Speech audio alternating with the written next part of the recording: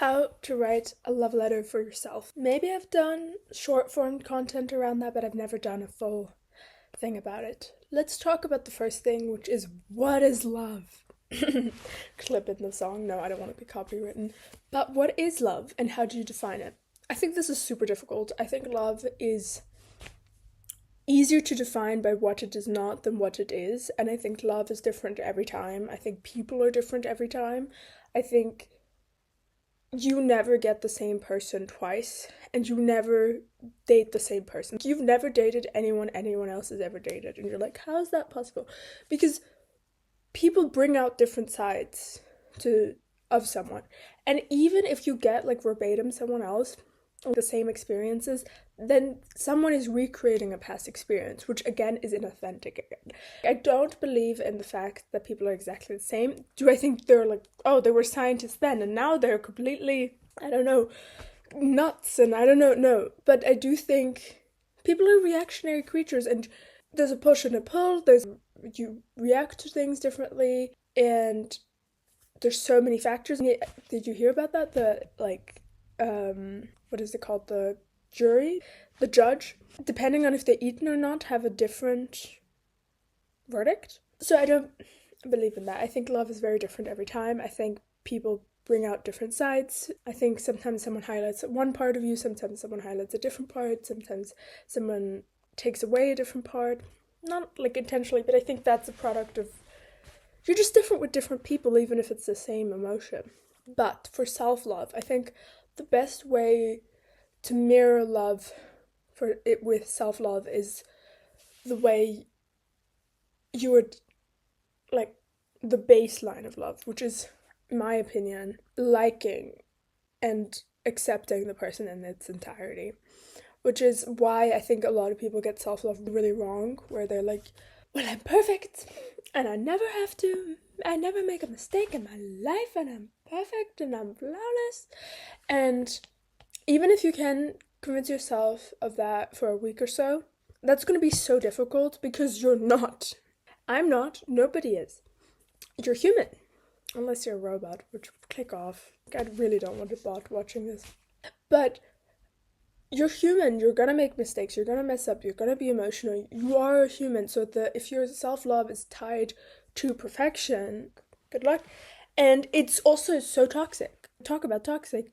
That's one of the only things I think is toxic, because I think a lot of things are just incompatibility, but that's a discussion I won't be having for another day that won't exist, which is if you want to template it, who is the self-love, is this not, template it to someone else. If someone expected you to be perfect in order, they're like, I will love you, I swear, but I just need you to be perfect first.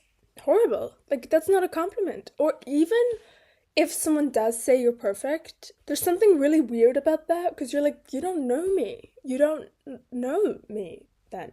I'm not perfect. Nobody is. And this is not flattering or a compliment. Granted, when someone says you look perfect, don't take this too far. You can take a compliment.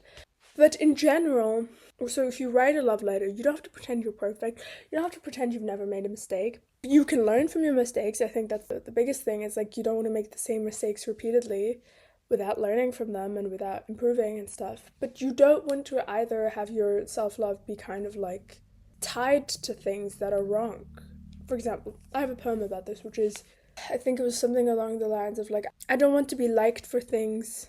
No, I don't want to dislike myself for things I wouldn't like to be liked for.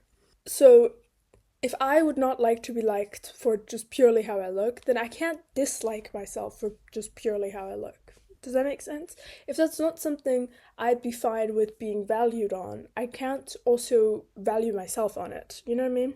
And I think that's important. What are your values? What do you value about yourself? What do you think you bring to the world?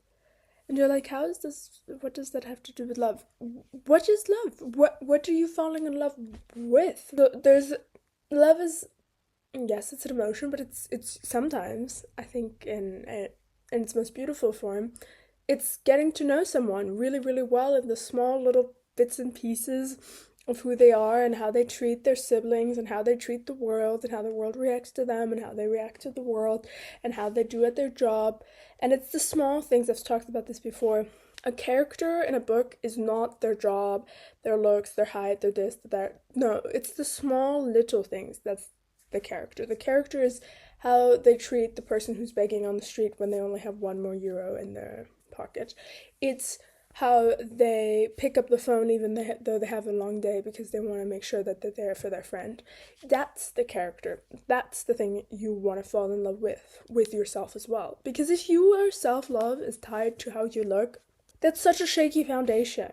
I'm not saying looks don't matter. I think looks do matter to some extent. Okay, I guess it's more rambling on, but it's an interesting topic, which is looks matter to the extent of like you should take care of yourself, take care of your hair, take care of your skincare, be healthy, all of that.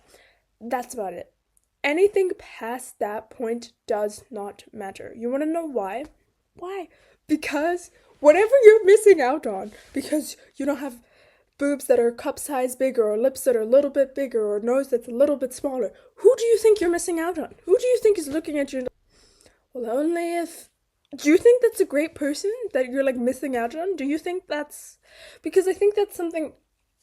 Like, people want to be liked by everyone, but then do you ever think who everyone is? And I think a lot of people are great, but like you met some people that you're like, you know what I mean? So you don't...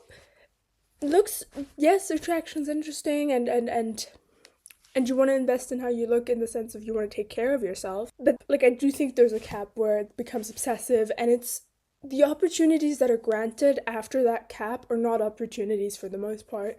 They're usually liabilities, in my opinion. And they're either a liability or they're so time sensitive that they're also like not worth it, in my personal opinion. But you want to essentially fall in love with yourself in this love letter. You want to write about how do you wake up? Are you someone that's like super grumpy when you wake up? Are you someone that has like a weird raspy voice? Because that's something you'd notice if you were falling in love with someone else. You'd be like, oh, I miss the raspy voice in the morning, or I miss this, or I miss that. And you want to know that with yourself. And so I guess observing yourself and liking yourself. What you like in others and what do you like in yourself? Do you like your intelligence? Do you like your empathy? And I think focusing on that, and yes, in the love letter to yourself, you can mention how you look and you can mention these things, bits and pieces of it, but I think it shouldn't be a main focus. I also think love and love letters, that shouldn't be a main focus because I don't think it has much to do with love. And as I said, I think, yes, take care of yourself, hygiene, health, and even like a little bit of superficiality of like a little bit of makeup and like hair care, and you want long hair. I'm trying to grow out my hair. And all of that, like, I get it, but there's a cap where it's like, this is... Whoever you are attracting with that thing that you're going for is probably not great. And if they are, you wouldn't be missing them without this. Lip filler, or, again, do what you want. But like, let's take this example. If you want to get lip filler, get lip filler. Or like dangerous surgery, let's say. Dangerous plastic surgery, which, whatever that is. I'm not a specialist. Dangerous plastic surgery. Whoever you're missing out on from not having whatever the surgery is that modifies your body in some way or your face in some way, you're not missing out on. They're clearly not your person. They're not. So why do that? And I'm not like, oh, don't have insecurities. I've never had an insecurity in my life. Like, no, of course. Everyone has insecurities. But I've noticed insecurities and being insecure, is like a huge thing when you're a teenager. So if you're a teenager, like, chill out. Your hormones are gonna pendle themselves in a little bit and you're gonna feel a lot better in a couple of years. And then even better probably at 25. I'm 22, so I don't know yet. But apparently 25. Also, insecurities are so self-centered. Like, for example, side profiles. Nobody's looking at the side of your face. And let me tell you, I promise you, whoever is looking at the side of your face and decides, I don't want to go out with her, or him, I don't want to invest my time in this person, I don't want to do business with them, whatever the list of things is that you fear, dodged a bullet. Like, I think the sentence, you dodged a bullet, needs to come back. Because sometimes you are really dodging bullets and you're like, no, but I missed it. Yeah, you missed the bullet. Isn't that the point? You missed the bullet. Yes, you missed it. But do you want to know what it was? You know what I mean? So I guess that was my little rant and how to write a love letter. Because I think self-love is wonderful, and I think also understanding you have flaws and that you're human and giving yourself grace for that, but without being like over the top. Because you'll meet people as well where they're like, they treat people horribly and they're mean and whatever, and then they're like, I have forgiven myself. And you're like, don't you think the people who you have hurt should forgive you? And you should apologize to said people, not you. People take it to either extreme, which is not great. But I think letting yourself be human, letting yourself acknowledge that you're not perfect, and letting the ego death happen. And granted, you're always going to have a little bit of an ego. I think that's part of being human again. But trying not to have too much of one, I think is super important, because I think it's unnecessary and it's painful to tie your identity to things that, honestly, think about it. Like, think about the poem. If you wouldn't want someone to like you for it, you can't. Why are you disliking yourself for it? If someone was like, I like her only because of her nose shape, you'd be like, that's weird. That's very weird. Right? So why are you disliking yourself for that? Just something to think about. Again, I'm not judging anyone. Do what you want with your body. It's your body. Just be safe. But just some food for thought.